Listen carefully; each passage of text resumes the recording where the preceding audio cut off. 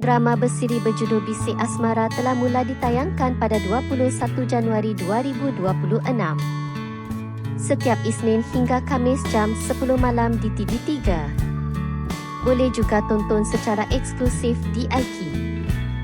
Drama dengan 20 episod ditulis skrip oleh Rozi Rashid dan Zakinah Abdul Zarif dan diarahkan oleh Jamal Khan.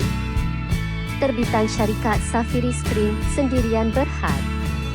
Dibarisi pelakon seperti Zul Arifin sebagai Farhan, Sofia Al-Barakbah sebagai Sheila, Ukasha Sindus sebagai Nuri, Nadia Bryan sebagai Aida, Wan S. Ahmad sebagai Nizam, Rumina Siddiq sebagai Umi, Aliza Shadan sebagai Puan Mahani.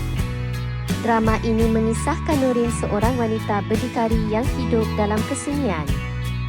Kehidupan mula berubah apabila Farhan, rakan sekerja dan jiran mula mencetuskan perasaan yang tidak sepatutnya. Farhan yang merupakan suami Sheila yang memilih untuk tinggal di kampung demi menjaga ibunya. Hubungan ini mula memberi kesan terhadap perhubungan suami isteri Farhan dan Sheila. Adakah rumah tangga mereka akan kekal atau putus di tengah jalan? Jangan lupa menonton drama Bisik Asmara.